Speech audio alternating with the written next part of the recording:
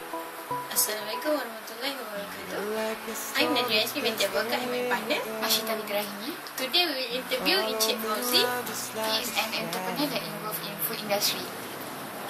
Mr. Fauzi, could you tell us about yourself? Your name, age, what kind of business do you run right now, and how long have you run this business? Thank you for selecting me as one of your respondents. My name is Mohammad Fauzi, Khair. I'm 49 years old. The category that the industry that I'm involved in is food supply. Subcategory is food provider lah. I provide packed lunch to my customer. I just do this full time. So it is less than 1 year, but prior to this, I've already doing this once in a while, like during my office and so on, part-time basis. Due to the encouragement from my friends, I quit my job and then I involved in this packed food supplier full time. How did you make the decision to stop your previous job? Okay, there are several factors involved. There's some push and pull factor. One of the push factor is due to my health, and I'm not feeling well when I undergo some heavy stress, heavy workload and so on. So in a way of releasing the stress, actually I'm doing what I do best. Actually my hobby is cooking. So when I cook, in a way I enjoy myself, and indirectly the stress is lifted from me. So that's why after a while I think I better do this full time so that I can do whatever I like at my own time and enjoying doing it at the same time. Before you started the business, where did you get the capital came from? Because of it is my hobby. Actually, I've been gathering a lot of like cooking. I've gathered on my own the utensils, the pots, the stove and so on, before I decide that I want to do this full time. So all the materials, the apparatus, appliances are all there already. So what I need now is for to buy the raw materials, the food, the supply and so on. Just cook and then make sales. So it's a ready capital basically. And then it's not like I need to invest like buying van and so on. It is like small scale. I do whatever I want to do. I buy and then I turn it into food. I sell it off and I get the money back. So there's no capital involved actually. I get back you can call it capital lah. When I buy things, I buy food, supply raw materials, I get it back next day, tomorrow. So what challenge that you have to go through to start this business or run this business smoothly? There's no big challenge. The only stumbling block is to have product which is my food that people love, and then the repeat customer lah basically. So when it's a proven product is there, they like what they eat. So I don't need other than that. The word of mouth will be there, relationship will be there. People will find you wherever you are if they like the food.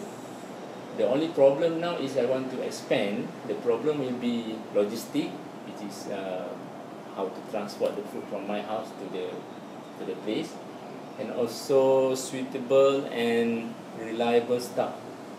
Because food industry, you have to have passion. You cannot motivate people to do cooking, enjoy doing what they do, serving people, unless they have passion. If they don't have passion, basically there's no drive. You want to pay them money pun, I don't think they would like to do it, because it is something that you have to do it, you like it. And then your satisfaction will be at the end of the day, people say they love eating it, and then everything is gone, people buy and then you don't have anything else. That's about it. That's the achievement. Day to day, not like promising people to pay more, big salary. No, it's not that. If you want to pay salary, you go work something maybe high turnover. Who have support you from the back to run the business until currently, with the size that I do, like 100 pack per day supply, it's only my family. Doing this, basically the most important thing is cook the food. Secondary will be the packing the food. Then I need people to assist me. As far as cooking concerned, I can do. So when we need to pack it, I think then we need to have somebody else to really do the counting, sorting, what type of order, who's buying what, and so on. Then we need people.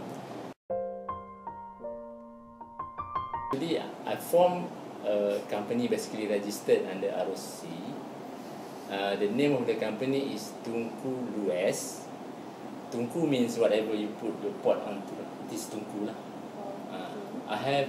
I designed a Tungku which can be detachable, so I can transport it anywhere I want. So I think it is a smart Tungku lah, tapi you have to look and see lah, then you know how it's smart. I can say it's smart. And then Luwes is flexible.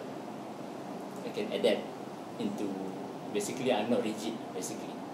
Basically, what I want to provide is what the customer wants. Normally, I will ask the customer.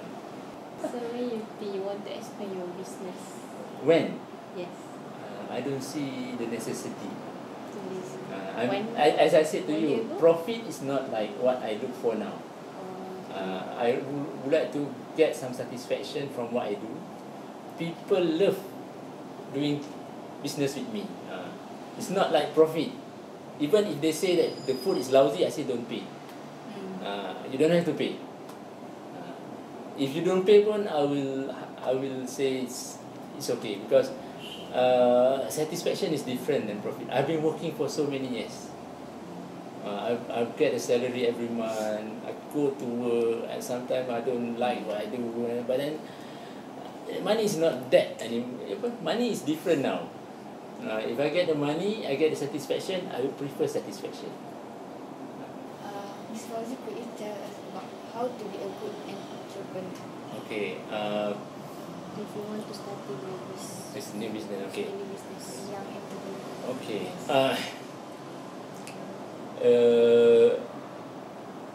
Okay, there's no shortcut lah. Basically, to be an entrepreneur, you have to know what you do. I get the chance to learn this in my previous work, because I'm doing cash flow, investment analysis, project management, and so on. So,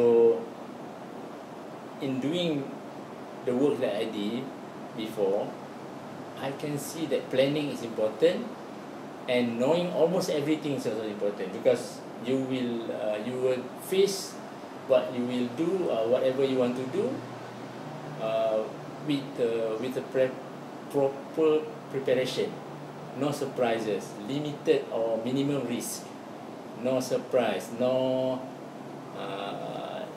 the factors that you cannot handle is very minimum. So you have to know project management. It's only a logic. Project management is only managing list of activities, knowing when to start, knowing when to finish, so that your project is not overshooting the specified period. You must know your objective, how long you want to do it, specific period. With that, you can logically plan your activity. What resources do you have? When do you have it? How you plan it to be optimum, not to have idle resources and so on. So you have to really know the activities. Basically that. Okay, like cooking, cooking is a very good example of project management, like wedding planner and so on. You have to know when to do what is critical and what hinge on what. Then you know not to overlook certain things. Like when you want to make biryani, you have to know when to start what first. Like I prepare the dry good 3 days in advance. Follow the list, plan how much you want to do it, so that you don't have the dry goods, at stock for too long. So you do everything, you finish everything. Next order you have fresh thing, buy new one. So you have to have plan. And then to manage the perishable, you have to buy it last minute. You don't store it at your house so that you don't have wastage. If it is spoiled, then you have to throw it away. Then it will be waste. Then you have to know, like santan, like daun pudina, you don't keep it in your freezer for so long. You want to do it tomorrow, you buy it today. And then when to buy it, you have to know, not like late, so late that you don't have it in the market and so on. You have to buy it early in the morning. Okay. So when you plan it, and then you can do the job, the time and so on. Okay. And then costing. Costing is basically you have to survey the cost, where and how much it costs there, and then you compare it to the wet market and so on. And then with the quantity you plan, basically if it is quite small, you can buy it nearby. If it is big quantity, you have to buy somewhere very cheap. Otherwise you will waste your money. Like if I want to cook for 2,000 people, I will not buy it here. I will buy it like Pasar Boro wholesale and so on. And then the per unit cost is lower. But if you want to save 30 cents by going to the wholesale, it costs you petrol, toll and so on. So may as well you spend the money buying more here nearby. You save your time, energy, and so on. So with that, normally I have the practice doing this before I do full-time selling this. I do it for other people, I do it for surau, I do it for my department, farewell and so on. With that, I learn how to improve things. So before you start, you be entrepreneur, you have to be involved in that thing without costing you any money. Whether you do it previously, you do it for other people, you learn it from other people. As you do it, you will with the experience, then you involve in entrepreneurship. Don't do it on paper and then you jump into your business without really doing it hands-on. Then you know how to handle things. People consult me on doing things, so with that I understand. And then what are their concerns, what I need to look for, what are the issues that I need to address. Your product must be very good. And then don't listen to yourself. Listen to those who use your product. If they say your food is good for me and so on, then you listen to them. Listen to the customer. To the customer, but not all. Majority. Some people say, oh, nasi sikit and so on. Other people say, it's enough for me, it's just enough, it's even more than enough. Those people yang kata not enough, they eat a lot. So ask them to buy two. Don't adjust your quantity. That's what I experience when I do these people. Some people like hot food. Not everybody.